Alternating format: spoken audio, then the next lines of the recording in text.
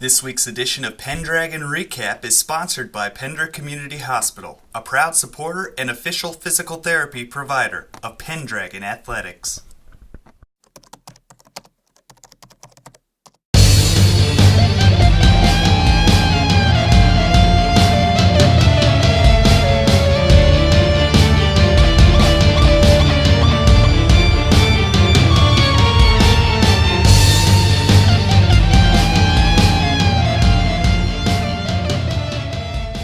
He left for his final race of his high school career amidst a lot of pomp and circumstance, and perhaps the pressure of being the lone representative of Pender at the biggest meet of the year got the best of Matt Urbanic in his attempt to bring home a medal at the Class D State Cross Country Championships held last Friday in Kearney. The state meet proved to be tough on the body as well as the nerves, as the PHS senior did his best to tackle the tough course at the Kearney Country Club. But the combination of hills and elite competition were just too much to overcome, as Urbanic finished the race 95th out of 148 runners, with a time of 19 minutes 48 seconds, 91 seconds slower than his state qualifying performance at districts a week earlier. Pender coach Dusty Kruzmark said that Urbanic hadn't run on too many hills during earlier races, so that was probably one of the reasons for the slower time. But next season he'll have his runners more prepared for those types of courses. Kruzmark also said that he was happy to see Urbanic accomplish his goal of making it to state, but now it is his goal to not only get his runners to state, but to have them perform at a higher level once they get there. With that in mind, he feels very confident about where the sport is heading.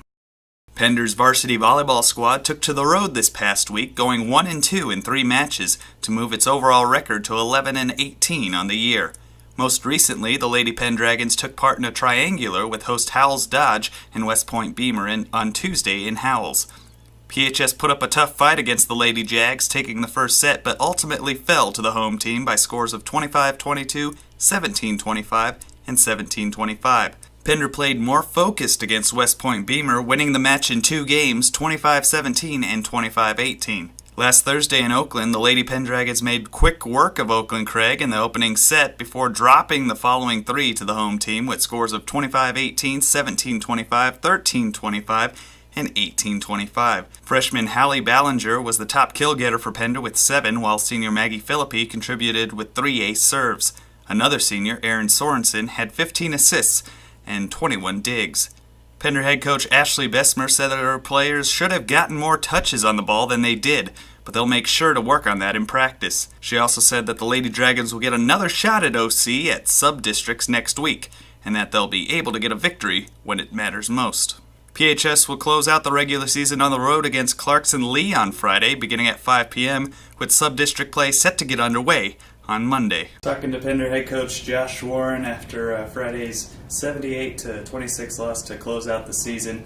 Coach, you knew it was going to be the last game of the season, and you knew, you're going out against a very tough competitor in the players from Randolph.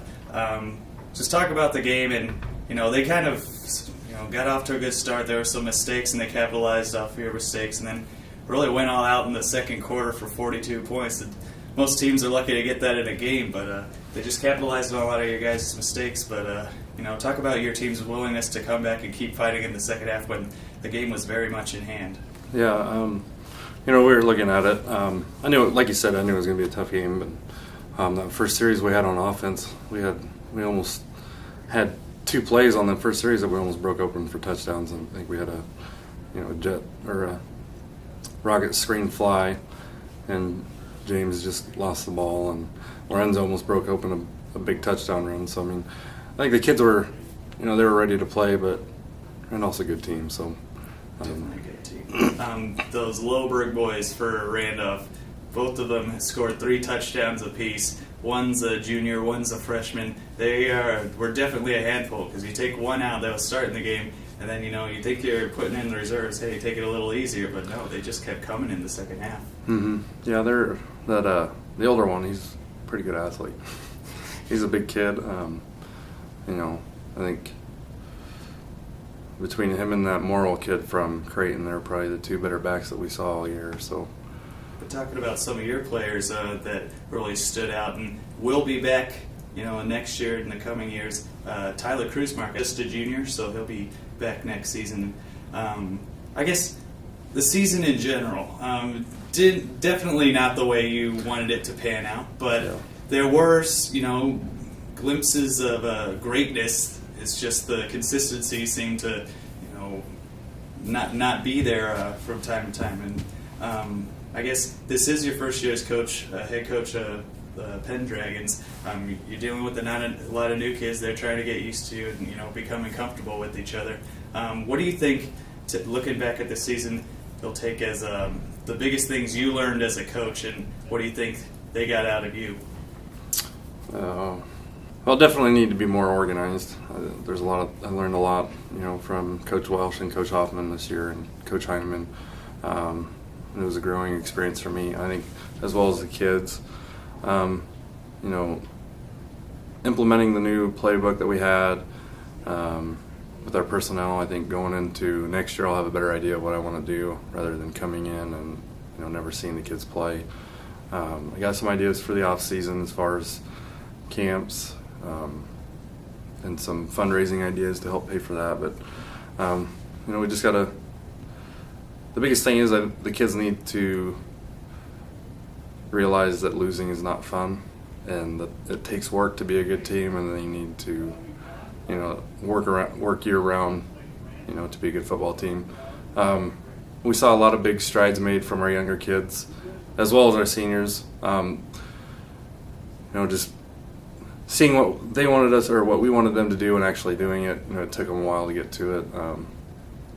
So it's, it's a growing experience for the both of us. So definitely coming into next season, you said when we talked earlier this year, before the season got underway, that you had a lot of inexperience. Only about 2 or 3 guys had played varsity football before. The good news about this season, you don't like to see injuries, but that did allow a lot of your younger guys a lot of time to play, and it gave them the experience. So when you get back ready for next year, when kickoff time comes around in August, you will have that experience. I mean, definitely in your backfield, Lorenzo Duenas and James Benson, they're going to be good. Just keep hitting the weight room and working on conditioning and going a full 48 minutes. Or however long high school games are these days, I don't know. going that whole way, and they're going to be good because they looked good.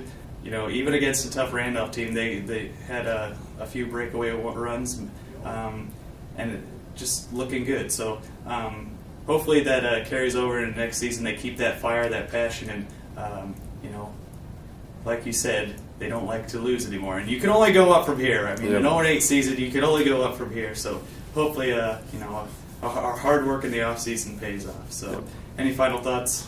No, I think we just, like you said, we got a lot of good experience for the younger kids. Dylan stepping in as a freshman, got I think 3 quality starts, and ended up playing the other half against Hartington. So, he should be ready to hit the ground running next year. And our offensive line, they had some time to get together, and figure out things. And I think, looking into next year, I think we should be fairly competitive with the kids we have coming back. So hopefully that's the case, and people are already looking forward to next season. So I mean, even with wrestling and basketball and stuff, people still they love their football. So I can't wait, and good luck in the off season. We'll talk to you more next season. All right, thank you.